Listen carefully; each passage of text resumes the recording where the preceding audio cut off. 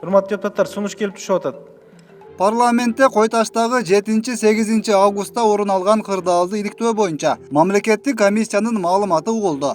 Жыйынтыгында айрым депутаттардан келип түшкөн сунуштарды эске алуу менен токтом кабыл алынды. 91 депутат макул, 2 депутат каршы деп добуш берди. Депутат Шайназаров Тынычтык Ыбрайымовичте сөз. Мамлекеттик комиссиянын мүчөсү. Келиңиз, Тынычтык Ыбрайымович. Урматтуу депутаттар, комиссиянын тыянагы. Атамбаев президенттин ыйгарым укуктарын аткарган мезгилде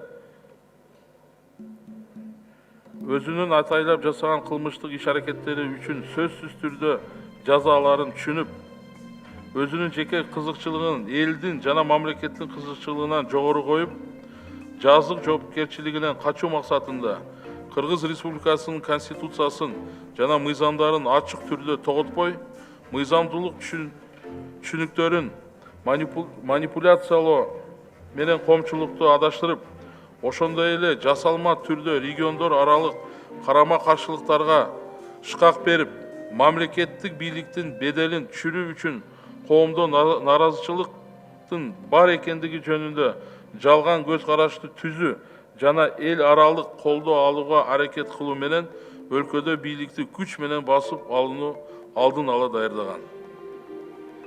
Алгач аны мажбурлап суракка алып келүү учурунда жарандарды бийликке каршы чыгууга мобилизация кылуу үчүн ар кандай иш аракеттерди, анын ичинде тарапташтарынын өмүрүнүн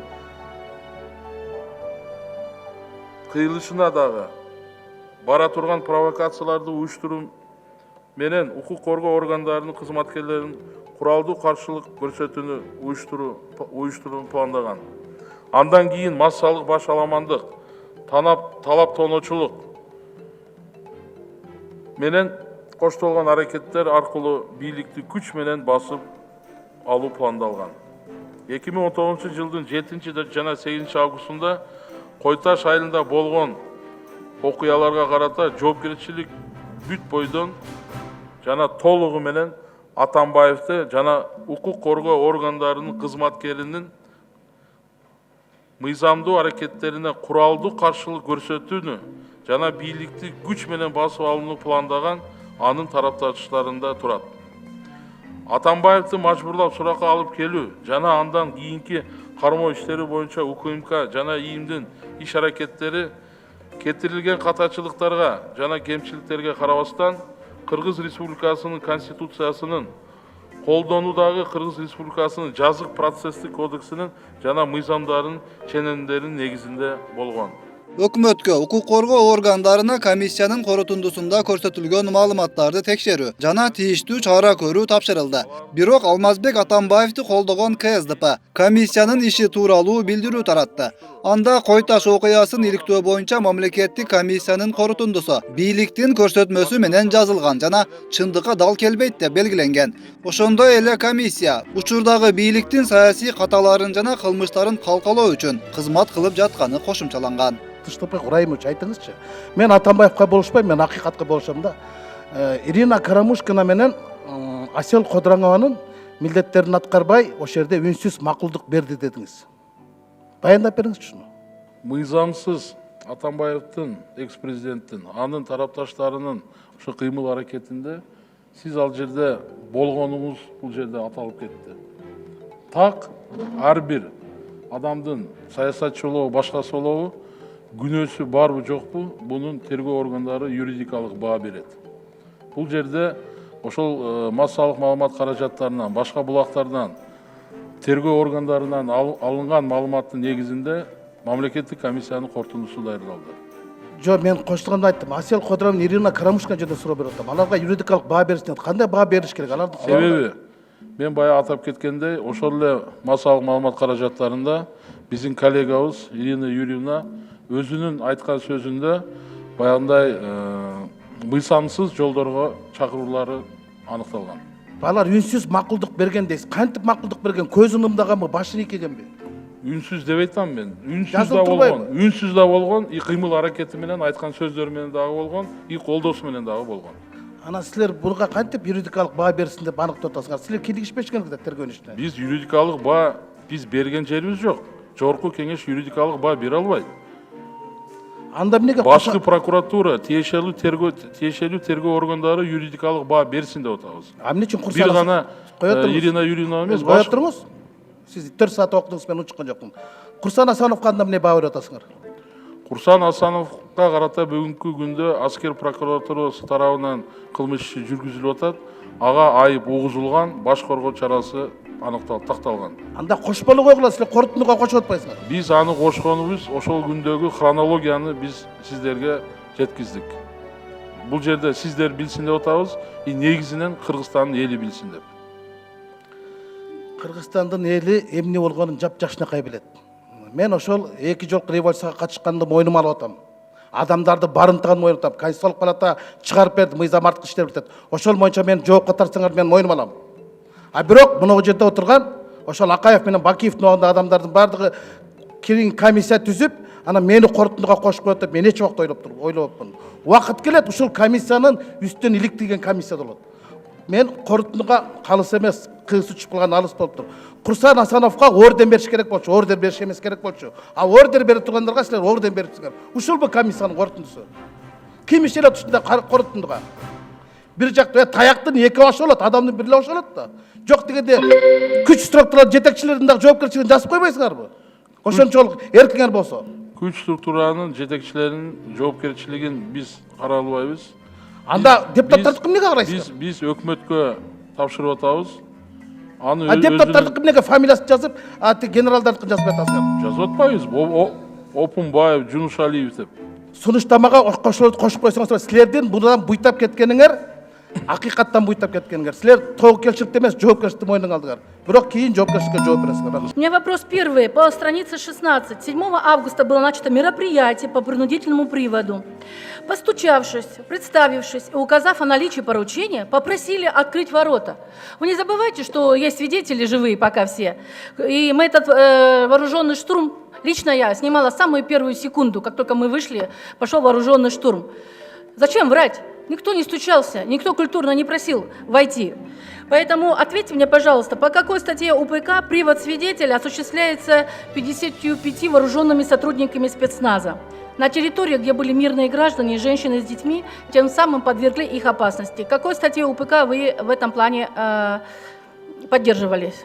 На основании статьи 121 Уголовного процессуального кодекса следователь, как независимое процессуальное лицо, имеет право дать поручение органу дознания путем вынесения постановления о принудительном приводе, а орган дознания, в том числе ГКМБ, который в соответствии с законом о оперативно-розыскной деятельности включен в реестр органов дознания, обязан исполнить постановление следователя, в том числе МВД. А на основании статьи 221 УПК этот принудительный привод он был исполнен. Хорошо, это все зафиксировано. Значит, получается, а кто спровоцировал массовые беспорядки? Ведь когда был штурм, народ был безоружный. Это потом уже, когда спецназ начали избивать, забрали оружие. Почему написали, что даже у женщин были оружие? Это что такое? Объясните, пожалуйста, ситуацию. Нет, там не написано, что было у женщин оружие. Спровоцировал... На 21 странице с участием женщин было оказано вооруженное сопротивление. С участием это не означает, что они на руках держали оружие. Форма соучастия, она может быть разная, в том числе подстрекательство, непосредственное участие, такого рода моменты. И на ваш вопрос, кто это спровоцировал, я с уверенностью могу сказать, это экс-президент Атабаев спровоцировал вот это все своим несоблюдением требований норм закона, которые своевременно были высказаны следственным подразделением МВД о необходимости явки его Главного следственного управления для дачи показаний в качестве свидетеля. Марқұм Ниязбековтің ранениесі кейінгі өлімге алып келген оқтың өзі бұл Атамбаевтың СВД атайын снайперский винтовкасынан шыққан деп. Ким атқаны тақталды ғой? Бізде тергеудің негізінде ким атқаны бар екені тақталған, бірақ тергөө үчүн азырынча айта албайбыз. Анан мен ойлойм, эми азыр суроо бергендин кажети жок, баары бир бизди эч ким укпайт. Бирок кыргыздардын тарыхында кимдин гана заманы өткөн эмес, бул заманда өтөт. Тарых, тараза баарын ордуна коет. Ал ортодо Жогорку Кеңештин депутаты Асел Кодуранова Ички иштер министрлигине кайрадан суракка чакырылганы белгилүү болду. Депутат Асел Кодуранова учурда мурдагы президент Алмазбек Атамбаевди колдогон Кыргызстан социал-демократиялык партиясынын төрайымынын милдетин аткаруучу. Депутат Кой Таш окуялары боюнча кылмышты уюштурууга жана адамды барымтага алууга байланыштуу беренелердин негизинде шек саналып жатат. Я с часу дня начала звонить. Я звонила 2 замминистрам МВД. Телефон мой никто не взял. Мне пришлось обратиться к одному из моих коллег, попросить, чтобы они дозвонились. Муну улайлы Ички иштер министрлиги тарабынан Жогорку Кеңештин мурдагы депутаты Равшан Жээнбеков камакка алынганы маалымдалды. Биринчиден басма сөз кызматы тараткан маалыматта Жээнбековго жазык кодексинин 244 беренеси барымтага алуу жана 264 беренеси массалык башаламанды уюштуруу боюнча айып коюлган. Учурда Жээнбеков Бишкек шаардык милициясынын убактылуу кармоо жайында отурат. Бул ортодо Кой Таштагы кызыл баштык тууралуу да маалымат тарады. Аскер прокурору Кой Таш окуясында Ички иштер министринин мурдагы орун басары Курсан Асанов мурдагы президент Алмазбек Атамбаевдин үйүнөн алып чыккан баштык табылганын жарыялады. Кызыл пакет табылган. Ичинде эмне бар экенин аныктадыңарбы? Кызыл пакетте Атамбаевга тиешелүү документтер жана башка буюмдар бар. Тергөөнүн сырына байланыштуу мен азыр айта албайм.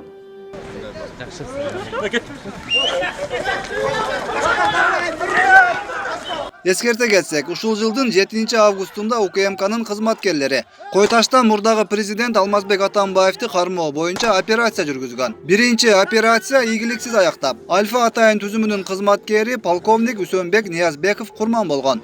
8 августта Атамбаевди кармоо боюнча экинчи операция жүргүзүлүп, аны Ички иштер министрлиги ишке ашырган. Расмий маалымат боюнча Кой Таш окуясында жалпы жонунан 225 адам жабыркаган. Анын ичинен 91 адам Ички иштер министрлигинин, 40 киши Атайын кызматтын кызматкери болсо, 94-ü жөнөкөй жарандар. Бирок жөнөкөй жарандардын арасынан жабыркагандардын саны мындан алда канча көп экенин КСДП өкүлдөрү айтып келишет. Өткүрбек Рахманов, Регион.